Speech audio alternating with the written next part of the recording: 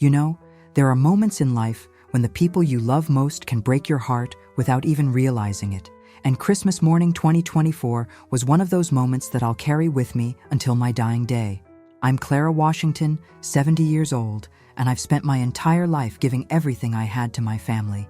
But nothing could have prepared me for the pain I felt watching my grandchildren's faces when they opened my gifts. I live here on the south side of Chicago, in the same neighborhood where I raised 3 children as a single mother, where I learned that love isn't always enough to pay the bills, but it's always enough to keep you going. My small craft store sits on 79th Street, wedged between Mrs. Patterson's soul food restaurant and the barber shop where old men gather to solve the world's problems every morning. The building is over 60 years old, with creaky wooden floors that announce every customer's arrival and windows that rattle when the L train passes by. But it's mine, and it's been my sanctuary for the past 15 years. The December wind cuts through these old windows like a knife, but I've learned to find warmth in the small things that make life beautiful. There's something magical about watching a customer's face light up when they find the perfect handmade quilt, or seeing a young mother smile when she discovers a soft baby blanket that I knitted during the quiet evening hours. My store is filled with the work of local artisans, but most of the pieces come from my own hands. Quilts that tell stories of our community's history, sweaters that carry the warmth of generations of knowledge, and pottery that holds the essence of creativity passed down through my family. I've been working on their Christmas gifts since September. 3 beautiful sweaters that represented months of careful planning and execution. Marcus's sweater featured the deep burgundy and gold colors of Howard University, where his grandfather studied before the world told him that black men couldn't be doctors. The pattern included subtle geometric designs that represented the African heritage he sometimes seemed embarrassed to claim. Jasmine's sweater was a soft lavender with delicate roses embroidered along the sleeves, each flower representing a dream I had for her artistic future. And little Terrell's sweater, though he's 15 and hardly little anymore, featured tiny books stitched into the pattern because that boy has been devouring novels since he could hold them in his small hands. Every evening after closing the store, I would sit in my living room with my arthritis-swollen fingers, working the needles, pushing through the pain because each stitch carried my love for them. I would think about their mother, my daughter Sarah, who passed away 5 years ago in a car accident that shattered all our worlds. I had promised her in those final moments at the hospital that I would take care of her babies, that I would love them enough for both of us. But as Christmas morning approached, I couldn't shake this heavy feeling in my chest, like storm clouds gathering before a tornado. The kids had been different lately, distant, always on their phones, rolling their eyes when I tried to share stories about our family history or the neighborhood's past. I kept telling myself it was just their age, that teenagers naturally pull away from their elders, but deep down, I feared they saw me as just an old woman who didn't understand their modern world. What I didn't know was that Christmas morning would change everything between us, and not in the way I had hoped and prayed for during all those quiet evenings of knitting. Christmas morning arrived with that particular Chicago cold that makes your breath visible and your bones ache deep inside. The kind of cold that reminds you that winter here isn't just a season, it's a test of endurance. I had been awake since 4 in the morning, not because I had to be, but because excitement and nervousness had been wrestling in my stomach all night long. I prepared everything with the care of someone who knew this moment mattered more than most. The house smelled like cinnamon rolls warming in the oven, hot chocolate with real marshmallows simmering on the stove, and the faint scent of pine from the small tree I had decorated with ornaments collected over decades of Christmases. Each ornament told a story. The paper angel Sarah made in 2nd grade, the wooden star my late husband carved during our first Christmas together, the glass snowflake that survived 3 moves and countless holiday seasons. The kids arrived at 10 in the morning, stomping snow off their boots and immediately gravitating toward the pile of expensive gifts under the tree. The latest gaming console I had saved for months to buy, designer sneakers that cost more than my monthly grocery budget, and various gadgets their friends had been posting about on social media. I watched them with the careful attention of someone who had learned to read faces and moods, someone who had spent years interpreting the subtle signals that children send when they're trying to be polite but feeling something else entirely. When it came time for my gifts, I felt my heart racing as they unwrapped the tissue paper I had carefully folded around each sweater. I had written handwritten notes explaining the meaning behind each pattern, the history woven into every design, the love that had guided every stitch during those long evening hours when my fingers ached, but my heart was full. Grandma Clara, what is this? Marcus held up his sweater like it was something contaminated, his 17-year-old face twisted in an expression I had never seen before, embarrassment mixed with something that looked almost like disgust. Jasmine giggled behind her hand, the sound cutting through me like broken glass. Oh my God, did you actually make this? It looks like something from a thrift store that nobody wanted.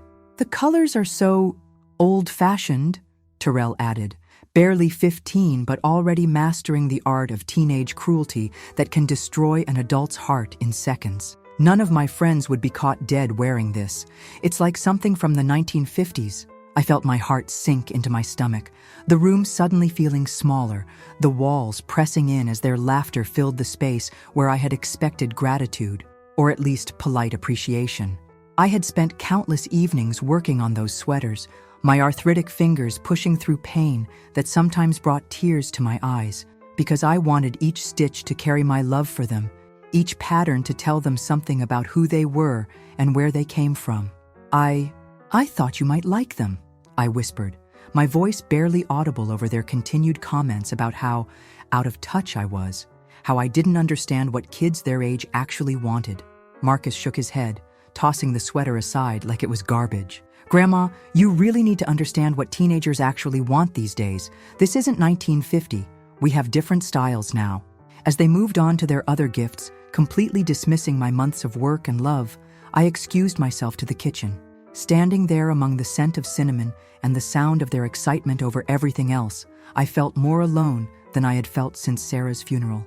The hot chocolate I had made with such care sat untouched, growing cold like the space between my heart and theirs. What would you do in my place? Would you speak up and defend your gift? Or would you swallow the pain and smile through it like I did?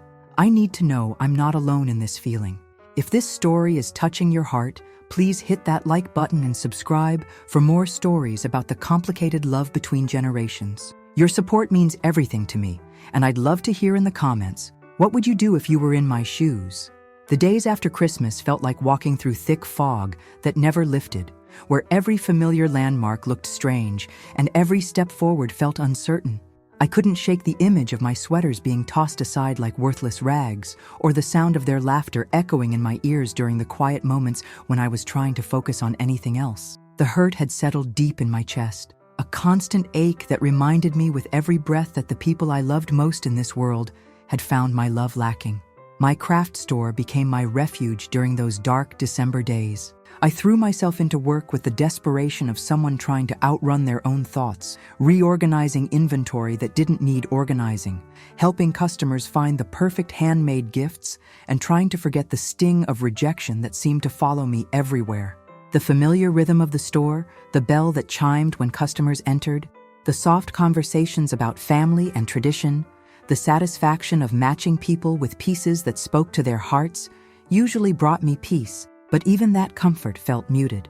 Mrs. Johnson, who's been shopping here for 20 years and knows me better than most people, noticed my mood immediately when she came in looking for a baby blanket for her newest great-grandchild. She's one of those women who can read pain in your posture, who understands that sometimes the deepest hurts come from the people closest to us. Clara, honey, you look like you've been carrying the weight of the world on those shoulders, she said, while examining a beautiful quilt made by one of our local artisans, her weathered hands tracing the intricate stitching with the appreciation of someone who understood the work involved. I found myself telling her about Christmas morning, about the sweaters that had taken months to complete, about feeling invisible in my own family. She listened with the patience that only comes from decades of life experience, nodding at the right moments and making those small sounds of understanding that let you know someone is really hearing your pain. Baby, let me tell you something I learned from raising 5 children and watching them raise their own, she said, placing her weathered hand on mine. Sometimes the people we love most are the ones who hurt us deepest, not because they mean to, but because they can't see past their own small world yet. Those children don't understand what they have in you, but that doesn't make your love any less valuable. But her words, though kind and meant to comfort, couldn't fill the hollow space in my chest or stop the questions that kept me awake at 3 a.m. I started having trouble sleeping, lying in bed staring at the ceiling and wondering if I had failed somehow as a grandmother, if I had become so disconnected from their world that my expressions of love felt foreign and unwelcome. During the day, I'd catch myself staring at those sweaters, now folded neatly in my closet, and feeling foolish for ever thinking they were good enough. The kids barely called that week, and when they did, it was brief and functional, asking about dinner plans or whether I could drive them somewhere, never asking how I was feeling, never acknowledging what had happened on Christmas morning. It was as if the moment had been erased from their memory while it played on repeat in mine. But something was stirring inside me during those quiet days, a feeling I couldn't quite name at first. It wasn't anger exactly, though there was some of that.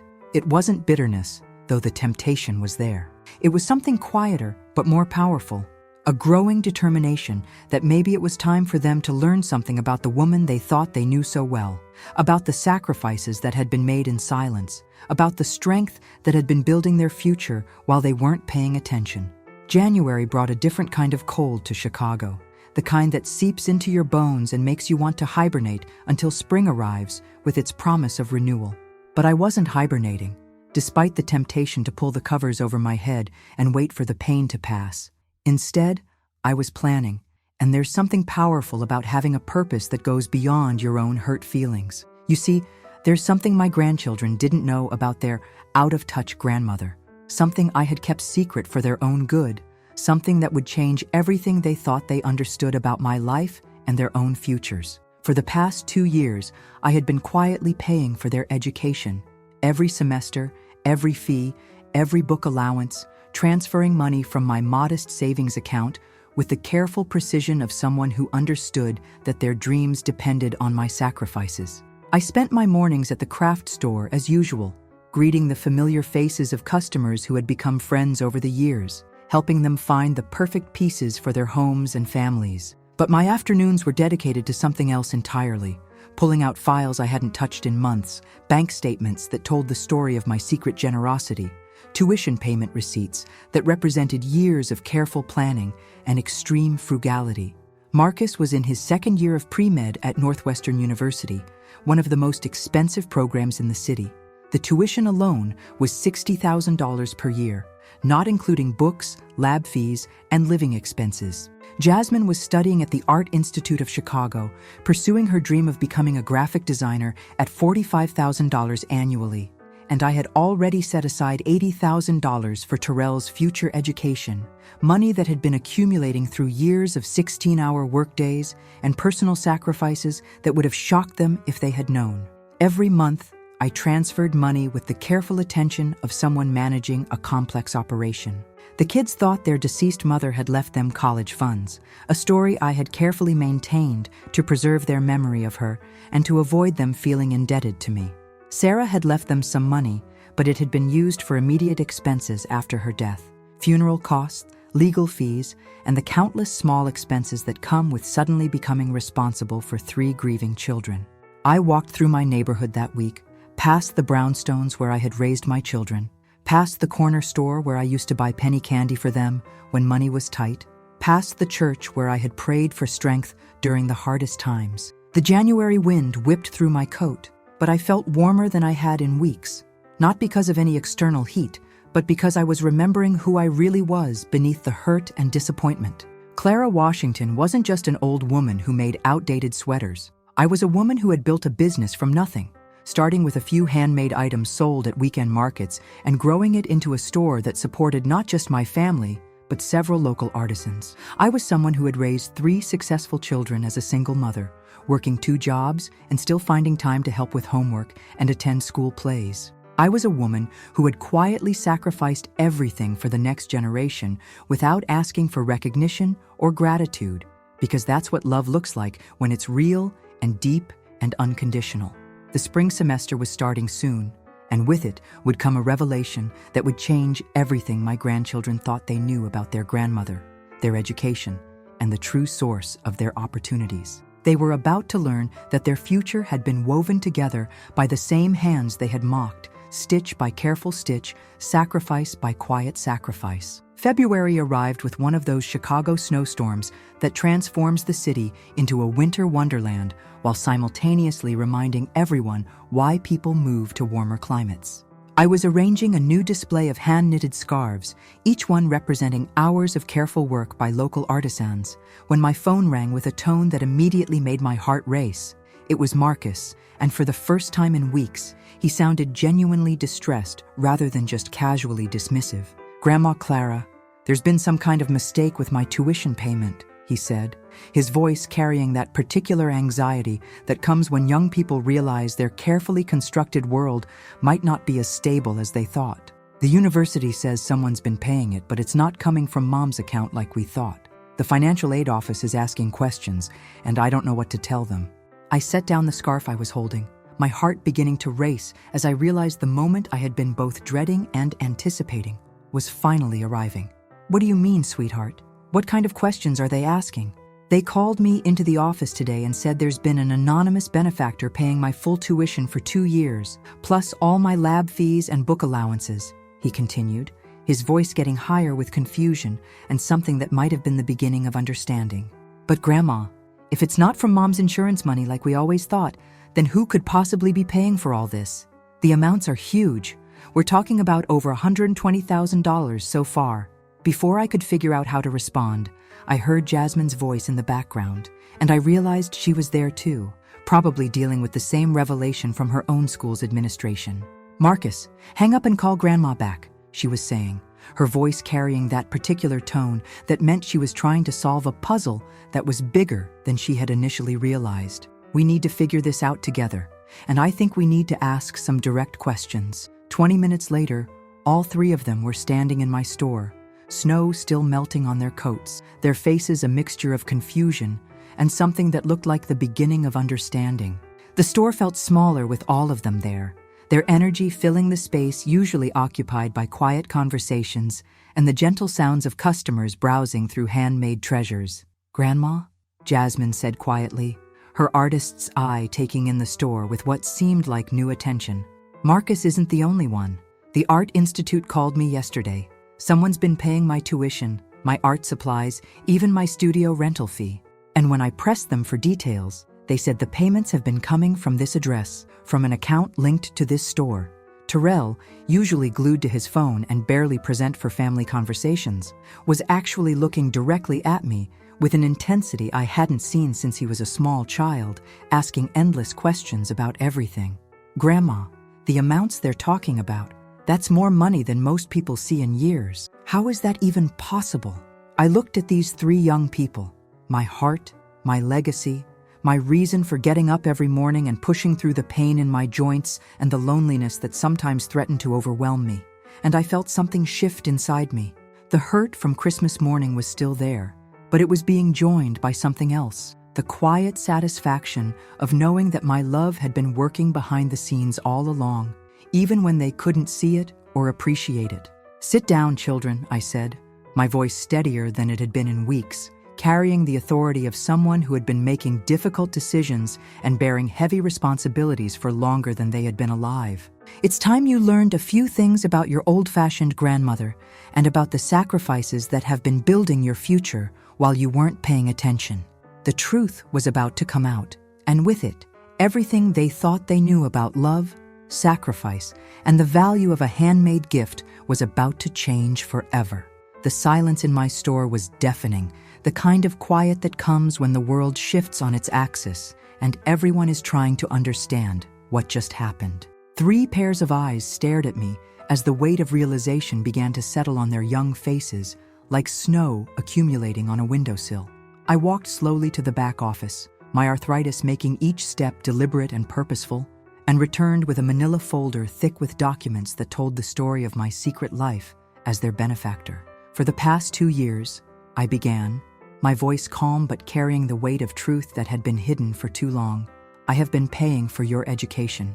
Every semester, every fee, every book allowance, every single expense that stands between you and your dreams. Marcus, your pre-med program costs $60,000 a year, not including the additional fees for lab work and medical supplies. Jasmine, Your art school tuition is $45,000 annually, plus the cost of materials and studio space. And Terrell, I've already set aside $80,000 for when you graduate high school, because I know you're going to want to study literature or journalism, and I want you to have choices.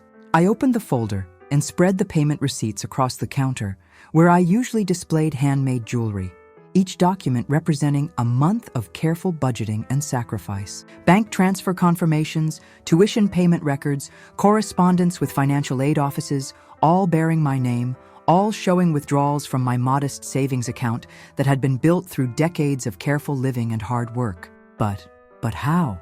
Marcus stammered, his face pale as he picked up one of the receipts and stared at the numbers. Grandma, you run a small craft store in a neighborhood that's been struggling for years. How could you possibly afford to pay for all this? These amounts are more than most families make in a year. By working 16-hour days, 7 days a week, I said quietly, my voice steady despite the emotion building in my chest. By eating peanut butter sandwiches for dinner so I could save money for your tuition payments. By selling your grandfather's vintage Cadillac that I loved more than anything, because it reminded me of our early days together when we dreamed about building something lasting for our family. By wearing the same winter coat for 5 years and shopping at thrift stores for my own clothes while making sure you three had everything you needed to succeed. Jasmine's hand flew to her mouth, her artist's sensitivity making her the first to fully grasp the magnitude of what I was revealing. The Christmas sweaters, you made them because you couldn't afford to buy us expensive gifts, because every penny you had was going toward our education. Every stitch in those sweaters represented a sacrifice you couldn't see, I continued, feeling a strange mix of pain and liberation as the truth finally came into the light. Every pattern told a story of our family's strength. Every color choice reflected dreams I had for your futures. But you saw them as embarrassing, outdated, worthless, just like you've been seeing me. Terrell, who had been silent, suddenly spoke up, his voice cracking with the weight of understanding. Grandma, we didn't know. We had no idea you were doing all this. We thought Mom had left us money for college. I looked at him, this boy who was becoming a man before my eyes, and felt my heart soften slightly despite the hurt that still lived there. That was the point, baby. I never wanted you to feel burdened by my sacrifices. I wanted you to focus on your studies, on building your futures, on becoming the people I knew you could be. Your mother did leave you some money, but it went to immediate expenses after her death. The funeral, legal fees, the cost of suddenly having 3 teenagers to support on a fixed income. The revelation hung in the air like the scent of the lavender sachets I kept throughout the store, heavy and transformative. My grandchildren were finally seeing their grandmother not as an out-of-touch old woman who didn't understand their world, but as the foundation upon which their entire future had been built, one careful sacrifice at a time. What would you do if you discovered that the person you had dismissed and mocked was actually your greatest champion, working in silence to make your dreams possible? If this story is touching your heart, please like this video and subscribe for more stories about the hidden sacrifices that love makes. And tell me in the comments, what would you do in my place? How would you handle this moment of truth? The days following our conversation were unlike anything I had experienced in my 70 years of life. It wasn't just that my grandchildren apologized, though they did, with tears and words that came from places deeper than politeness or obligation. It was that they began to see me, really see me, for the first time since they had become teenagers, absorbed in their own worlds and convinced that wisdom belonged only to their generation. Marcus came by the store every day after his classes, not to ask for anything or to fulfill some sense of duty, but because he genuinely wanted to understand the woman who had been supporting his dreams while he dismissed her as irrelevant. He organized inventory with the careful attention he usually reserved for his medical textbooks, learned about the artisans who supplied our crafts, and listened, really listened, when I told him stories about building the business from nothing more than determination and a few handmade items sold at weekend markets. Grandma Clara, he said one afternoon while we were closing up, the winter light fading early and casting long shadows across the wooden floors. I want to understand the economics of what you've been doing. I'm studying business alongside pre-med, and the numbers don't make sense. How did you manage to save so much money? A small retail business in this neighborhood shouldn't generate enough profit to pay for 3 college educations. I smiled, appreciating his analytical mind and the genuine curiosity that had replaced his earlier dismissiveness. "Come with me, baby. There's something I need to show you." I led him to the basement, a space he had never seen because I had always kept it locked, telling the children it was just storage. But it wasn't storage. It was my real workshop, my secret factory where the magic happened. Rows of completed quilts, sweaters, scarves, and pottery lined the walls, each piece representing hours of careful work that happened after the store closed and the neighborhood grew quiet. "I don't just sell crafts, Marcus," I explained, watching his eyes widen as he took in the scope of my operation. "I make them. Every evening after closing, I work until midnight or later, creating pieces that sell for 10 times what the materials cost. That hand-knitted sweater you thought was worthless, it would sell for $300 in any boutique downtown. The quilts I make can bring in $500 to $800 each, and I complete 2 or 3 every month." His eyes widened as he looked around the room, finally understanding that his grandmother wasn't just a store owner, but an artist, a businesswoman, someone who had been running a sophisticated manufacturing operation single-handedly while he thought she was just an old woman who didn't understand the modern world. Meanwhile, Jasmine had been doing her own investigation, approaching the situation with the thoroughness of someone studying art and design. She came to me with tears in her eyes, carrying her laptop and a notebook filled with research. "Grandma, I've been looking up the value of handmade sweaters like the ones you gave us for Christmas. Do you know that similar pieces sell for hundreds of dollars? And the techniques you used, they're traditional methods that most people our age don't even know exist." She pulled up images on her screen, sweaters from high-end designers that looked remarkably similar to the ones she had mocked, with price tags that made her gasp. "I've been studying fashion and textile arts for 2 years, and I completely missed the mastery in your work because I was too focused on brand names and trends. You're not behind the times, Grandma. You're preserving techniques that fashion schools are trying to teach students to recreate." Even Terrell surprised me in ways that made my heart swell with pride and hope. He had taken his sweater to school and worn it proudly, telling anyone who asked that his grandmother had made it with her own hands. When some kids teased him about it, he stood up for both the sweater and me in a way that showed a maturity I hadn't seen before. "You know what I realized, Grandma?" he said one evening while helping me close the store, his teenage awkwardness replaced by something more thoughtful and genuine. "Those kids who were laughing at my sweater, their grandparents just send them money or buy them stuff online. None of them have a grandmother who loves them enough to spend months creating something just for them, something that carries history and meaning in every thread." The transformation in our relationship was profound and healing, but I could sense there was still something unresolved, a deeper conversation we needed to have about respect, assumptions, and the true meaning of value.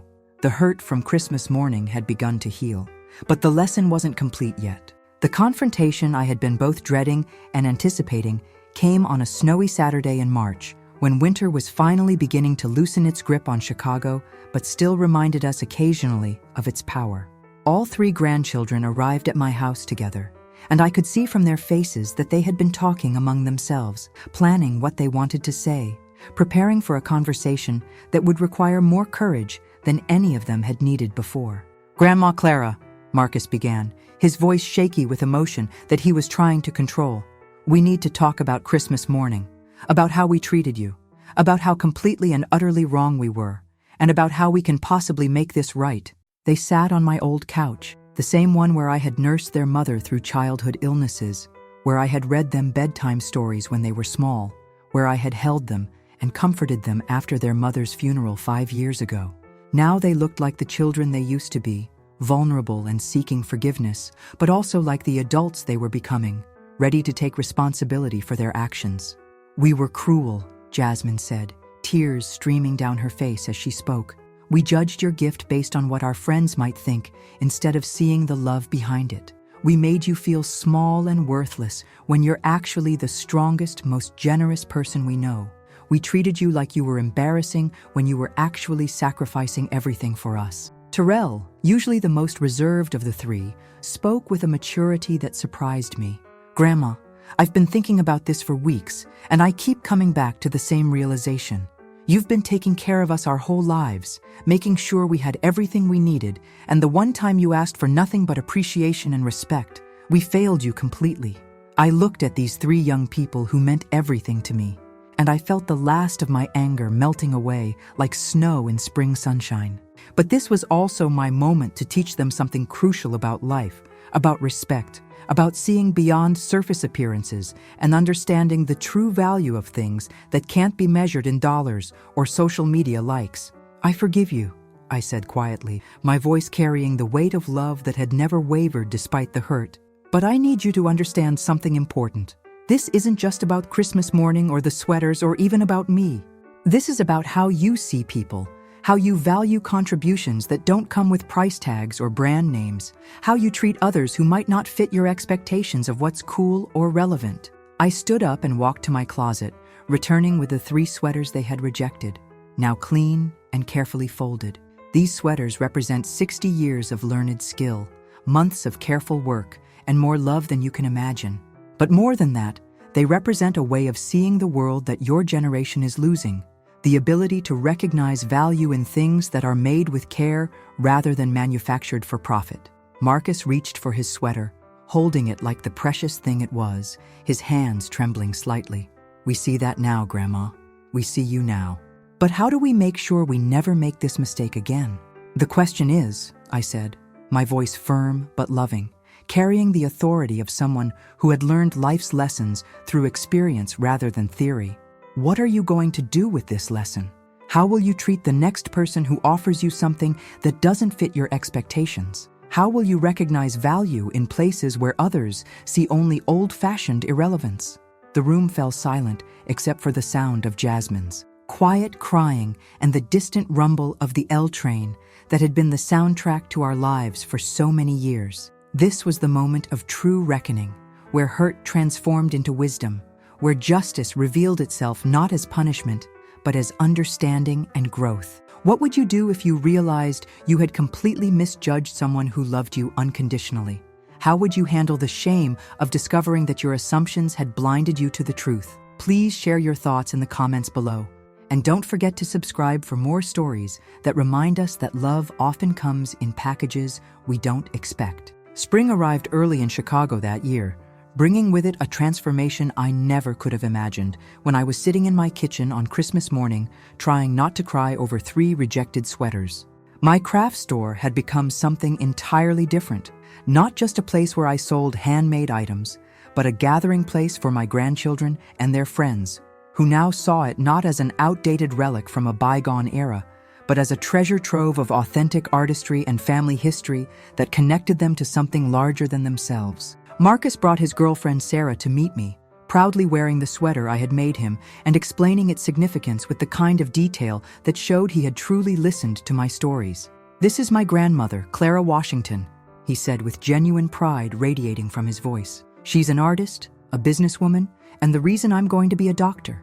Every stitch in this sweater represents a sacrifice she made for my education, and wearing it reminds me every day that I have a responsibility to honor that gift." The respect in his voice was something I had never heard before, and it filled spaces in my heart that I hadn't even realized were empty.